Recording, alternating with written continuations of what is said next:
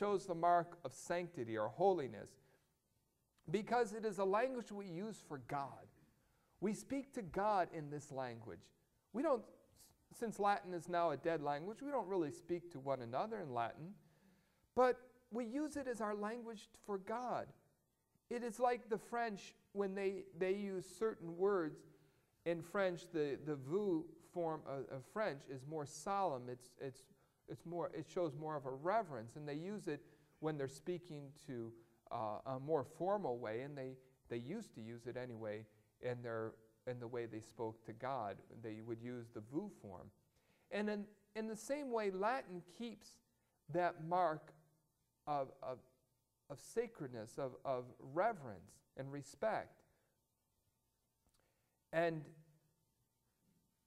remember that the Mass, first of all, is for the veneration of God, and only second is it for the instruction of the people.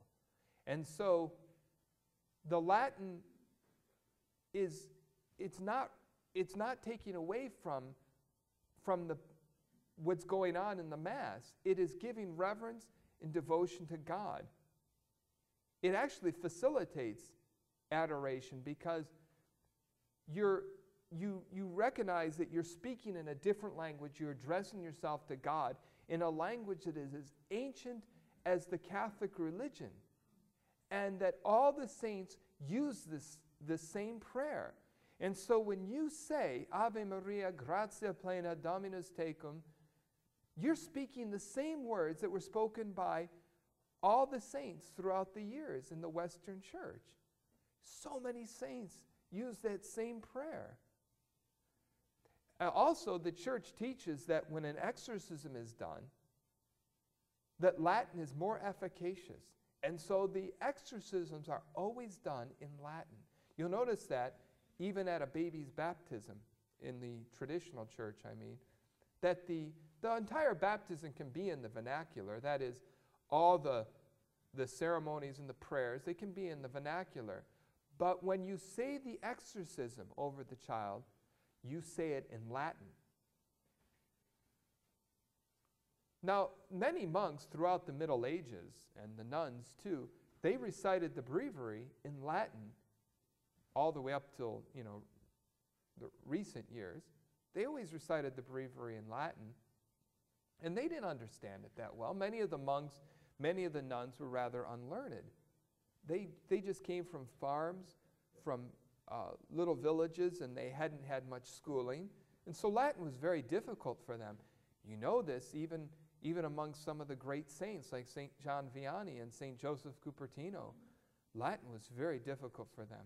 Though it always makes me laugh when people think that St. John Vianney was so bad in Latin, and his Latin was superior to any of the priests that are around today.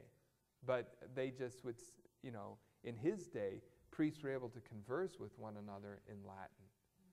So anyway, he wasn't that well versed in it, but he understood it, and he prayed it in his breviary every day. And St. Teresa said that because she did not understand the Latin when she prayed from her breviary, that her prayer was more efficacious because it wasn't hers. It was the prayer of the church. So keep that in mind whenever you're praying in Latin. You are praying in union with all the saints throughout the centuries, with all the monks and nuns throughout the world. And so it keeps that mark of holiness. I remember reading an article, I don't remember what magazine it was in, Time or Newsweek, but it struck it got my attention because on the cover of the article, it was all these young people, like college-age kids. They're all practicing this Eastern religion. They're doing like a transcendental meditation, and they had pictures of these kids like in these postures of yoga and burning incense and chanting in other languages. And the reporters asked these young people, why are you doing this? You don't even understand this language. And they said, well, it's because it's mysterious. It keeps that mystery of religion. Well, that's precisely one of the reasons why we have the Latin language still in the Mass, because it keeps that mystery of our faith. It keeps the reverence, and it's a language set aside for God. The Latin language also keeps the mark of Catholicity or universality. The word Catholic, by the way, just means universal.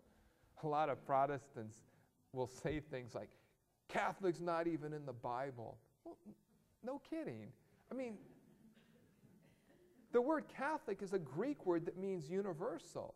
And what happened in the early Christian period was there started, as there always has been, there started to be divisions. As I've been telling you in many different sermons, the devil has always strove to divide Christians from one another. That's his battle plan, is to divide us.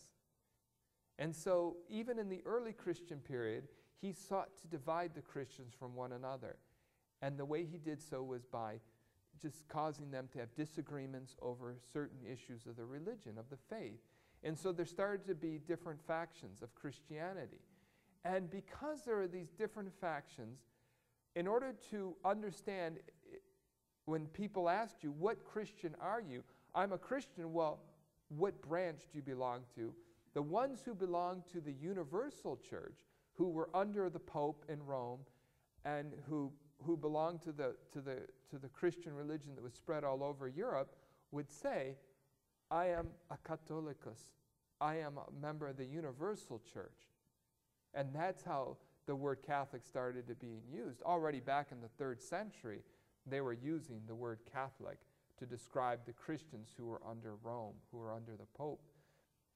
So getting back to what I was saying to you about universality, the mark of universality is kept by the Latin language because it can be used all over the world, everywhere, in every country, in every land. No matter where you go, Latin can be understood. Scholars throughout the centuries have studied Latin. Universities used to teach in Latin.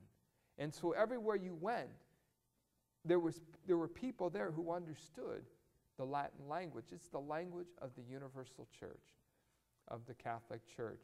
And so it can be used all over the world, everywhere. And as I told you, it's similar to that mark of unity. No matter where you go, if the Latin is being used, you understand the Mass. And people who say, I can't understand the Mass, are really just being lazy, because that's why you have your missals.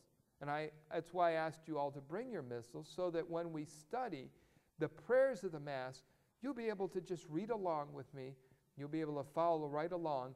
Even though we're talking about a prayer that is said in Latin in the Mass, you'll understand what the priest is saying. You'll understand the symbolism behind it, that every single movement, every single prayer of the Mass has a purpose, has a meaning behind it. And finally, the Latin language keeps the mark of the church, that the church is apostolic, that it goes back to the time of the apostles. And of course it keeps that mark, because the church was founded in Rome by Saints Peter and Paul.